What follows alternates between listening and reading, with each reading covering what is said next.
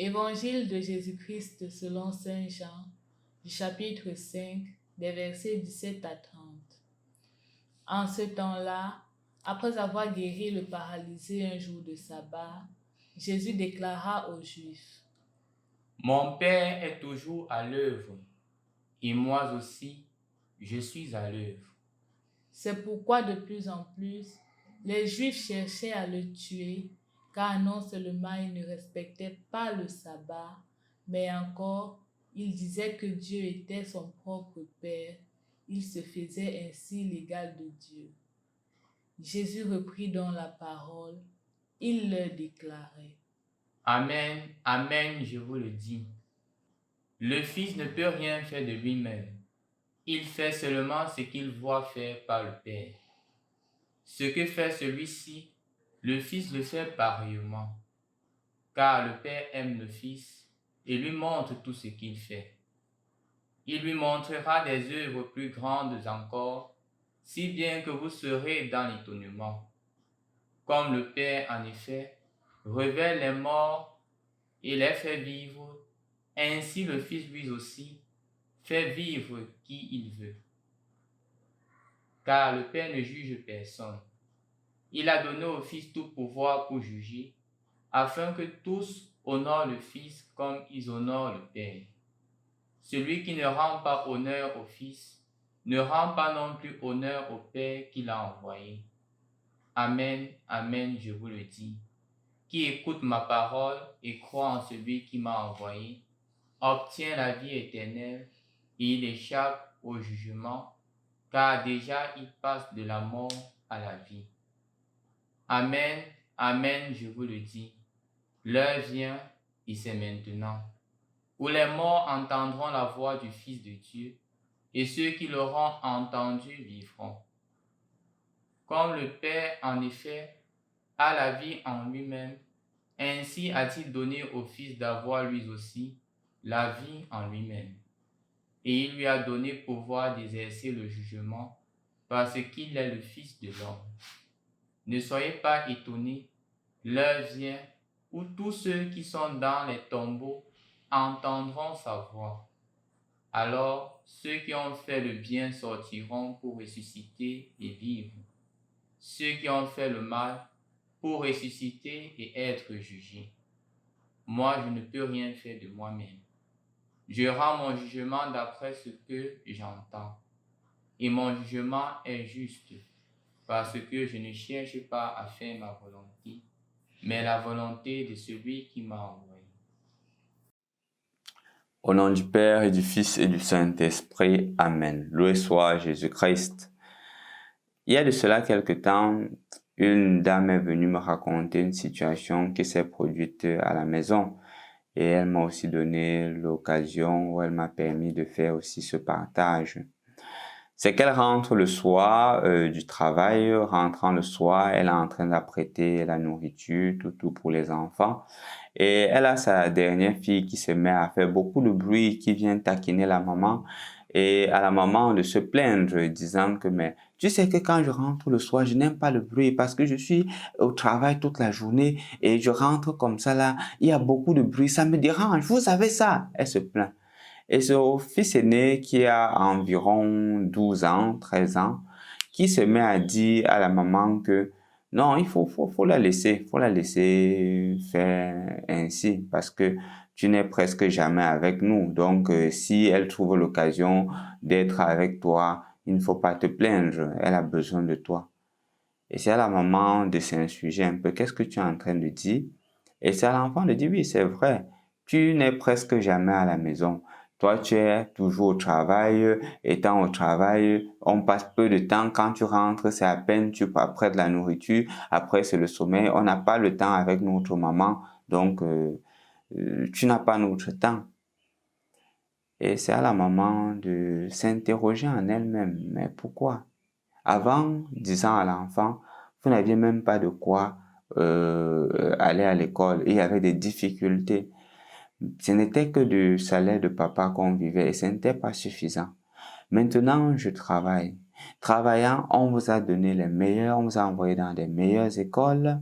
Vous envoyez dans les meilleures écoles, on vous répond à tous vos besoins, vous n'avez pas de difficultés, on a une ménagère maintenant à la maison, ce qui n'était pas le cas. Et à l'enfant de dire, c'est vrai.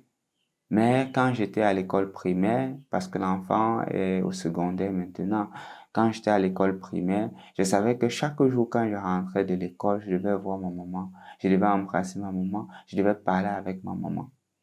Maintenant, ce n'est plus le cas. Et donc, mes meilleures années étaient les années où j'étais à l'école primaire, où quand je rentrais, j'étais sûr de voir maman à la maison. Pour vous dire la vérité, chers frères et sœurs dans le Christ, cela a mis la maman très mal à l'aise, très mal à l'aise. Et à un moment, elle se demandait pourquoi est-ce que les enfants ne voient pas son effort. Elle se dit, elle veut un meilleur avenir pour les enfants. Et c'est ce qu'elle est en train de faire pour un meilleur avenir pour les enfants. Mais les enfants ne voient pas. Quand elle m'a raconté l'histoire, je lui ai dit que, tu sais, il faudrait que je donne un très bon jus à cet enfant. Elle était un peu surprise parce qu'elle se disait que mais je devais plutôt l'encourager, je devais me plaindre de cette attitude de l'enfant qui ne voit pas son effort. Mais ça m'a beaucoup marqué parce que l'enfant est capable de porter un jugement objectif, un jugement qui vient de Dieu en rapport avec l'évangile que nous venons d'écouter. L'enfant se rend compte que l'argent est nécessaire, mais l'argent n'est pas tout. Ce qui est prioritaire dans la vie d'une famille, c'est le bien-être des enfants. C'est l'amour que les parents ont et que cet amour soit manifeste. Ce ne soit pas un amour qui se met seulement sur la base du matériel. Parfois, on n'a pas besoin d'avoir beaucoup d'argent. Ce dont les enfants ont besoin, c'est d'un amour profond de la part de leurs parents. Et cet enfant a clairement compris. Il a clairement compris et de façon indirecte, il dit à ses parents que le jugement qu'il faudrait nous porter, c'est un jugement basé sur l'amour. C'est d'abord l'amour qui doit unir la famille.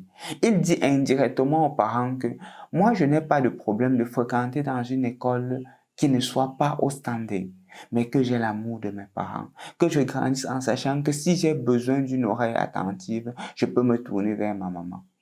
La maman essayait de justifier comme elle pouvait. À l'enfant de dire, j'ai dit ce que j'avais à dire. Et moi, je suis convaincu que les meilleures années de ma vie sont les années où j'étais à l'école primaire. Chers frères et sœurs dans le Christ, comment nous portons nos jugements aussi? Quel jugement portons-nous à l'égard de la réalité? Est-ce que c'est un jugement constructif? Est-ce que c'est un jugement qui aide les autres à se rapprocher de Dieu ou c'est un jugement qui pense que le matériel a tout le pouvoir? Ce petit enfant de 12 ans a été capable de faire comprendre aux parents que votre manière de juger n'est pas la manière bonne de juger. Votre manière de juger, c'est que vous pensez qu'en ayant beaucoup d'argent, en mettant les enfants à l'aise, on les aide. Non. Le plus beau cadeau que vous puissiez donner aux enfants, disait cet enfant de 12 ans, c'est de les aimer. Et je crois que chacun d'entre nous aujourd'hui est appelé aussi à poser ce même geste. Quelle attention je donne à mes enfants? Quelle attention? Quelle attention d'amour je porte à mes enfants? Ou on pense parfois que parce que je travaille, parce que je les envoie dans les meilleures écoles, parce que je leur donne assez d'argent de poche, parce qu'ils ont les meilleures chaussures, parce qu'ils ont des ménagères à la maison, parce que tout ce dont ils ont besoin financièrement, je réponds, j'aime mes enfants. C'est faux.